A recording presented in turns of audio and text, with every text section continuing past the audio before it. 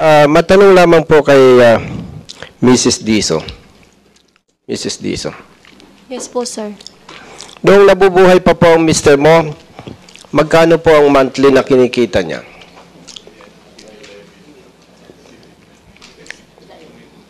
Sir, ano po, weekly po kasi yung sahod niya, sir. Magkano weekly? Hindi kasi pare-pare. Kahit hindi eksakto, siyempre, minsan kung umiinom ng alak yun, kukupit yun, di ba? Opo, sir. Okay lang. Hindi naman niya madidinig yun. Ang malinis po na inaabot niya sa akin minsan is 2. Magkano? 2 po. 2,000. Opo. So, more or less, kumikita siya ng 2,500 weekly. Kasi po, nagmimerenda din po kasi siya, kaya binabayaran din po niya sa tindahan yung mga ano po niya. Pakiulit po. Minsan po kasi nagmimerenda din po siya. Sir. Siyempre. Opo. Kaya binabawas din po sa tindahan. Okay. So, pwede natin sabihin more or less 2,500 weekly. Tama? Yes, sir. Okay. So, sa 4 na linggo, sa isang buwan, that is 10,000. Tama? Yes, sir. Tiger President, Mr. Joseph Tan. Yes, sir. Kanina, medyo nabitin ako eh. Nabanggit ko po na kung buhay pa si Mr. Diso, naturalmente, nagsusulit siya weekly ng 2,500 more or less sa kanyang pamilya. Tama po ba? Opo. Doon po sa initial commitment ninyo na idadagdag na po ninyo sa inyong advokasya yung proteksyonan ang kinabukasan itong mga batang naulila. Iko-consider po ba ninyo na yung dapat kinikita ni Mr. Diso dito sa ating pinag-uusapan? Opo. Okay. And with respect to boss, sa mga official po ninyo, kailan po natin maasahan na may maipipresenta kayo na mechanics na kung saan sasagutin po ninyo yung nawawala na dapat kikitain ng Mr. Diso plus yung educational plan para po sa mga anak niya na naulila. Kailan po ninyo pwedeng ipresenta sa committee na ito? Pwede po bang si Sir Vince Buenaventura sumagot? With your permission, Mr. Chair, Vince Buenaventura po. Please proceed. Thank you, Mr. Chair. As of the moment, sir, with noting on what have been discussed earlier, so we have options already that needs to be decided by the board. But the term of action there, we can guarantee you as soon as possible, we will be able to come up with a proposal. So yung as soon as possible po ninyo, Mr. Chair, hopefully, may present po ninyo for the next hearing. Tama po ba? Yes, Mr. Chair. Thank you, Mr. Chair. Mr. Chair, pwede po bang malaman sa Department of Tourism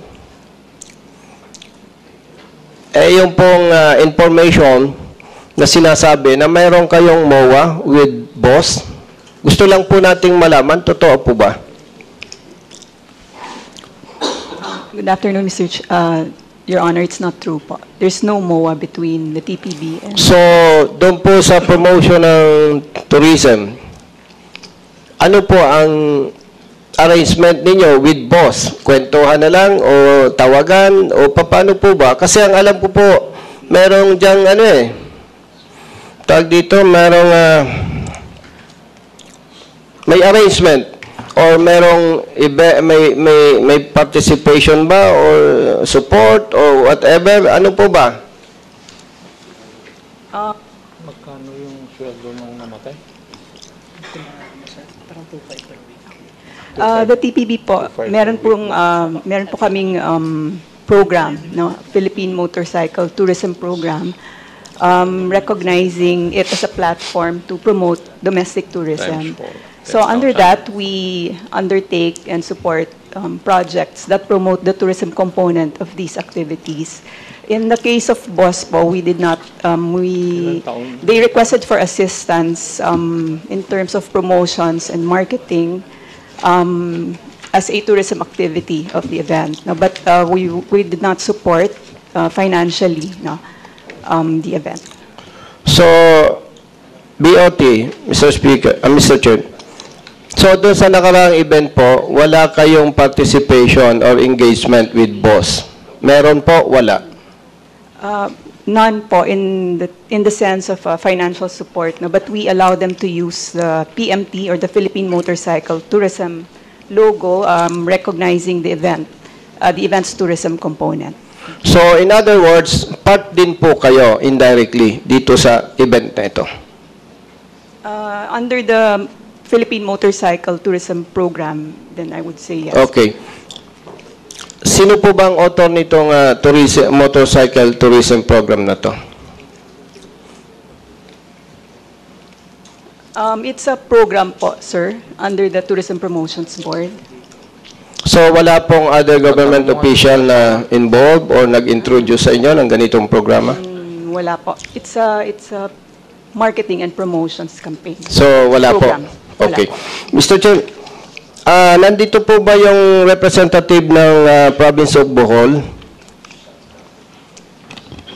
Good afternoon, Your Honor.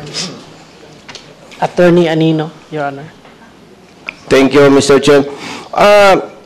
Attorney from Bohol, totoo po ba na nagkaroon kayo ng Bohol Loop this year? Yes, Your Honor. It was held last March 22 to 24, Your Honor, this year. And totoo po ba na dito sa event na ito, involved si Governor? Painit niya. He was a participant, Your Honor. Yes, Your Honor. Yes. But he realized na hindi pala tama. Tama po ba? After there was an incident, Your Honor. Then, tanong ko nga po, involved sa event si Governor of Bohol. But eventually, base po doon sa information na nakalap natin, na-realize ni Governor, mali pala itong event na to. Tama po, mali. I cannot answer to his... Okay. I will respect you. Mr. Chair, tanong ko lang po kay Attorney from Bohol. May lumabas po ba kayong ordinansa na kung saan pinagbabawal na ninyo ang endurance rides na katulad ng event na to sa Bohol Province? As of now, Your Honor, wala pa po. So, ibig sabihin po, kayo po ba yung pinadala ni Governor ng Bohol? I was sent by the acting governor, Your Honor. Acting Governor. Yes, Your Honor. Mr. Chair, nasaan po yung dating Governor? The Governor Aris Umintado, Your Honor, is serving his preventive suspension, Your Honor. Maybe. Tama, hindi po ninyo alam yon. Kasi po, Mr. Chair, for your information, si Governor involved, nag-participate, then he realized hindi pala dapat. That's why naglabas po siya ng ordinansa prohibiting endurance rides itong mga motorcycle enthusiasts. Kaya, Mr. Chair, hindi po pala masasagot ng ating representative from province of Bohol. Anyway, Attorney, thank you po. Your Honor, may I be allowed to speak, Your Honor? Mr. Chair? Mr. Chair, may I be allowed, Mr. Chair? Yeah, you've been answering questions of the Honorable Busita already. As to the mentioned ordinance, Your Honor, it was only a press release from the Governor, Your Honor, after the incident on one fatality that happened during the Bohol Loop 2024, Your Honor. So, press release lang. Yes, Your Honor. Na sinasabi po niya na ipagbabawal na ninyo. Yes, Your Honor. Thank you, Mr. Chair. Mr. Chair, pwede po ba sa representative from the city of Dagupan? Yes, sir. Mayor Fernandez. Mayor, Mr. Chair, di po ba meron kayong powers na maglabas ng ordinansa?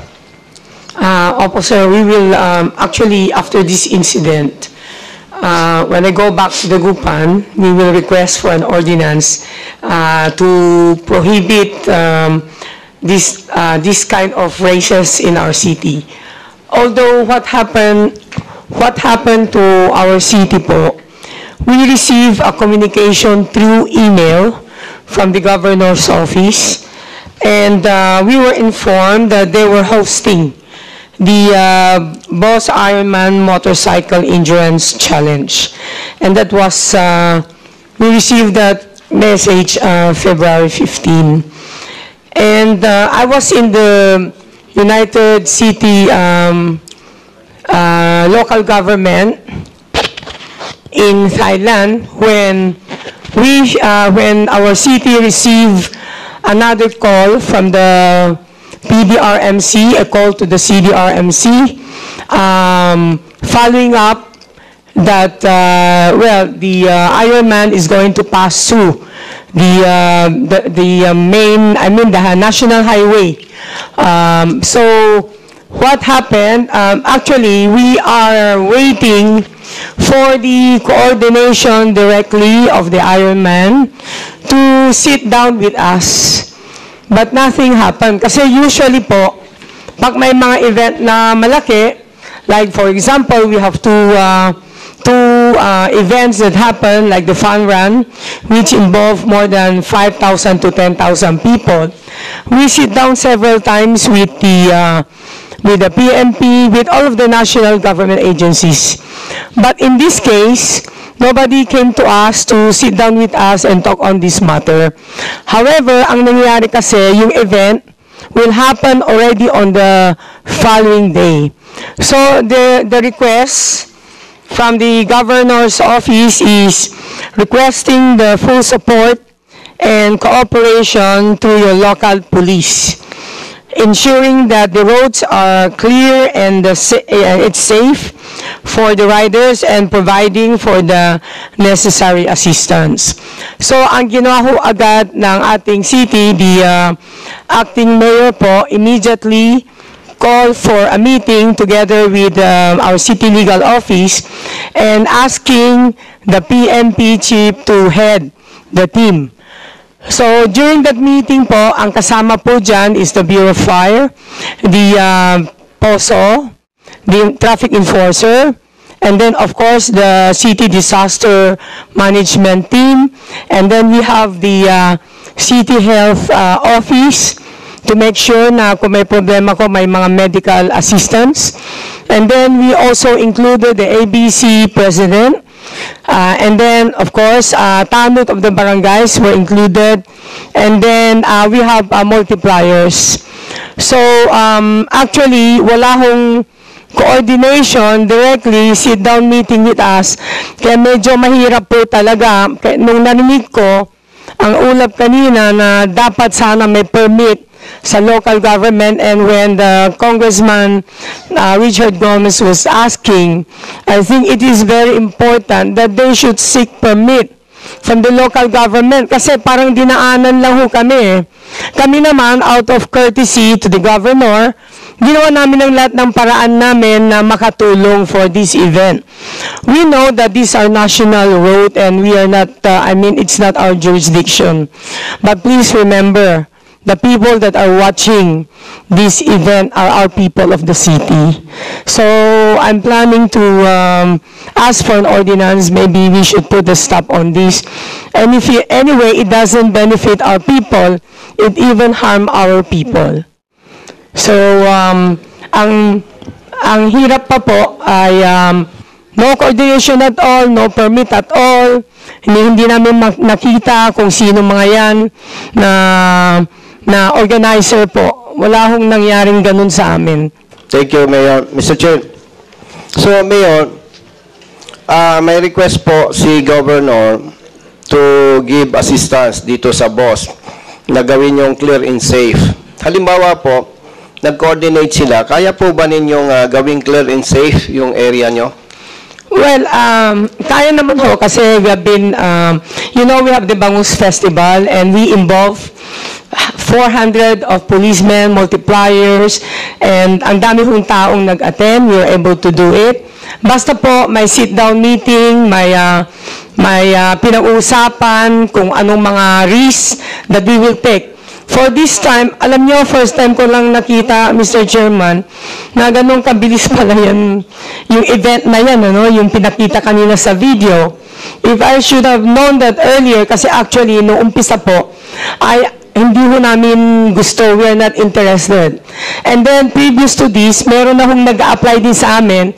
I don't know if it's a copycat, but we disagree, we didn't allow them to do it in our city. But knowing yung nakita sa video kanina, we're against it. Mr. Chair, alam po ba ni Mayor na after the event, nalaman po ba ninyo na may namatay kayo na constituent? Yes po, nalaman po namin and we know from the PNP that the case was filed. Thank you, Mr. Chair. Mayor, Mr. Chair, so with that, nasaksiyan po ninyo sa video na talagang nakaka-alarma at nakakatakot. So, to make it clear, pagbalik po ninyo, magpapas po kayo ng ordinansa na ipagbawal na to. Opo, kasi wala naman hong benefit ang ating city dyan eh. Tapos meron pang mamamatay. And it's not only that, I do not want to promote that in my city. Kasi marami hong mga kabataan na nagmomotor, pero actually we have a tie-up with the LTO ngayon. Ang ginagawa po natin ngayon, lahat ng mga nagmomotor po, kailangan may license. So, ini-stop na po namin yung mga accidents na ganun. It's not only because of the Ironman, but the city gave priority for the protection of our motorcycle drivers. Then, much more for an Ironman activity.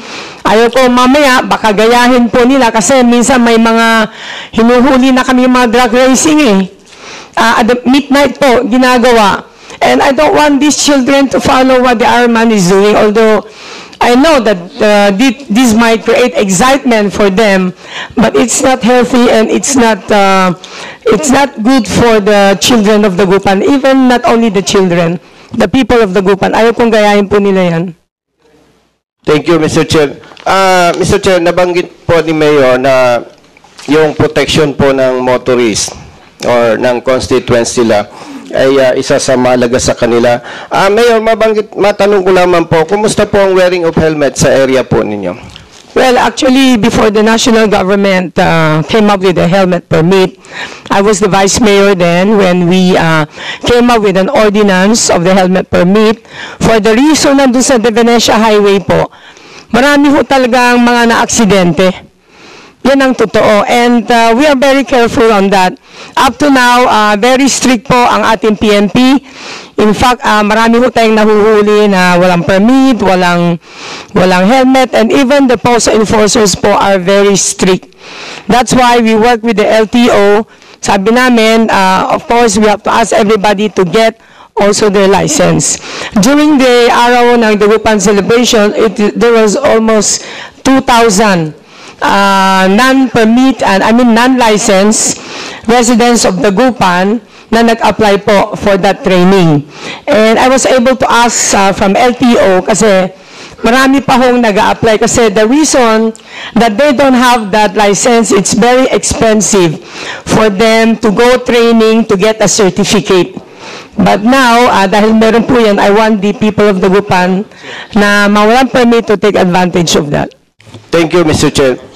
Mayor, Madam, pwede po bang malaman sa inyo, yung po bang police personnel ninyo, hindi po ba katulad sa ibang areas wherein ang sinisita at hinuhuli lamang mga riders? Hindi kaya po ganun din sa inyong area?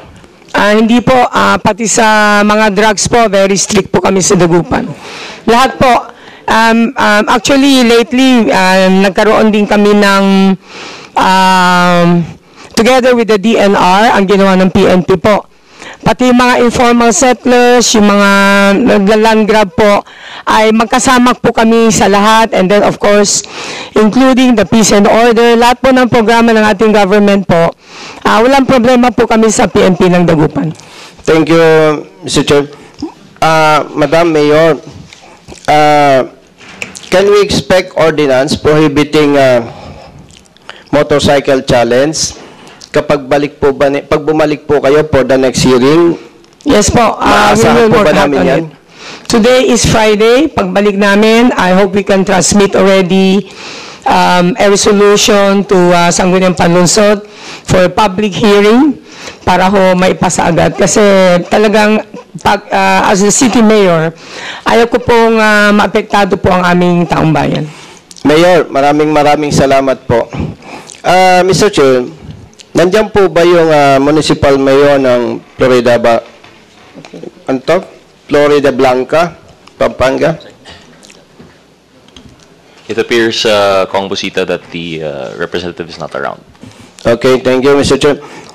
How about municipal mayor po ng San Juan, La Union? Andiyan po ba?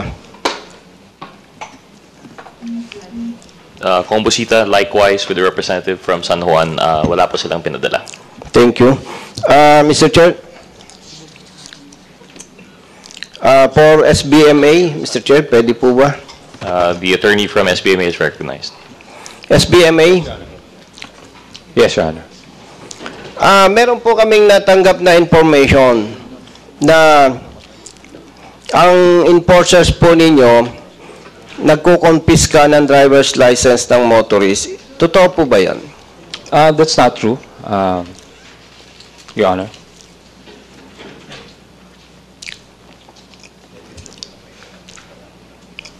Pardon, Mr. Chair? It's not true, Your Honor. So, hindi po totoo yun? Yes, that's not true. So, Hindi po totoo. Hindi po totoo. So, ano po ang ginagamit na ticket ng enforcers ninyo? We have always been using our own traffic violation tickets.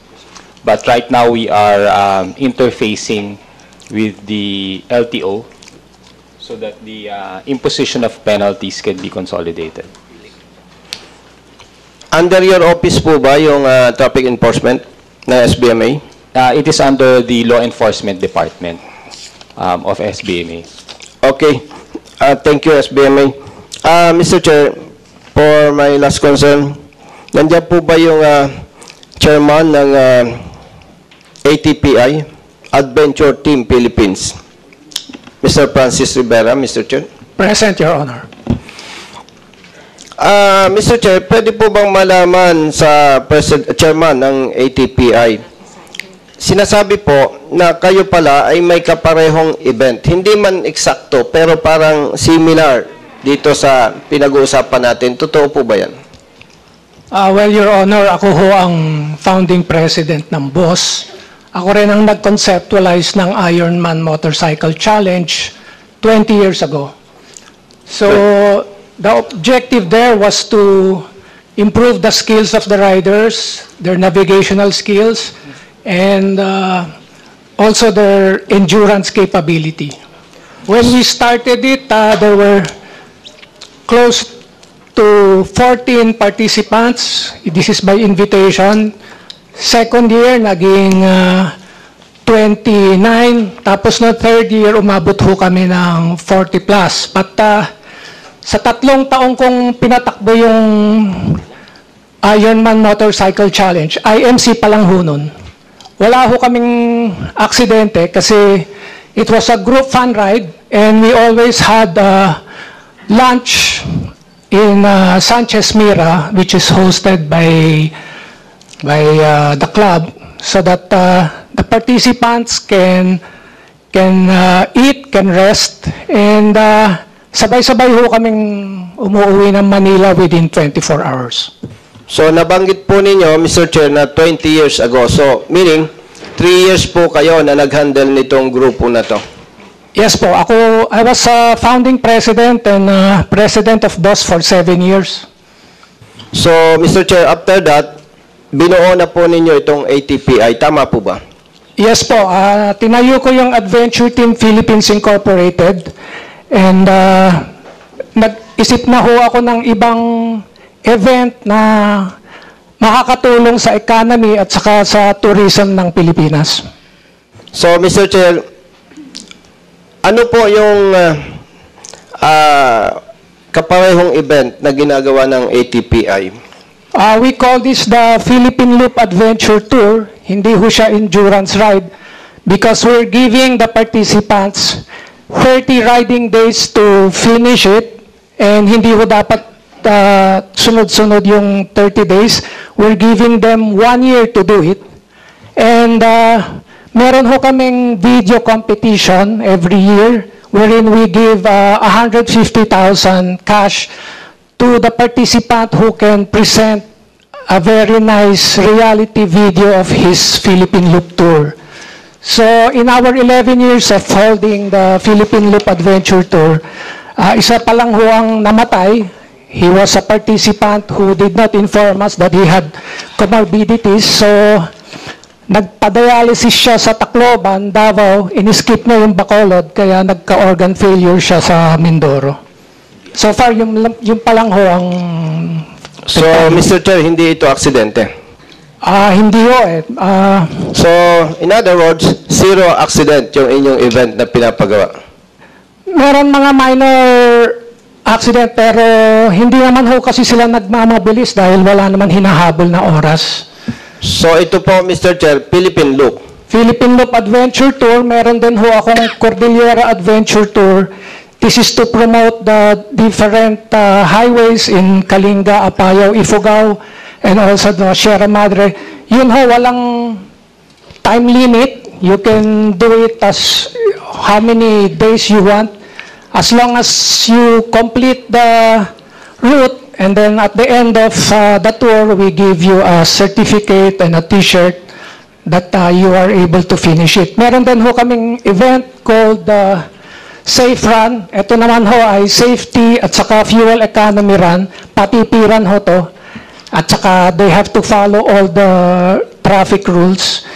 This is a result-driven event so that we can furnish the Filipino a list of motorcycles that are durable and fuel efficient.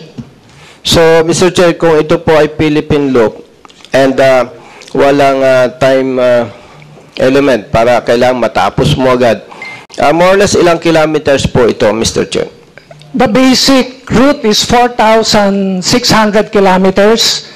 And if you, let's say you travel for 200 kilometers and you reach Mayon Volcano and you stop there and do your sightseeing, hindi ho sinasama sa riding days yung sightseeing. So most of the participants average 12 to 15 days of sightseeing plus riding around the Philippines. Okay, yun lamang po, Mr. Chair. Maraming salamat. Mr. Francis Rivera, maraming salamat po.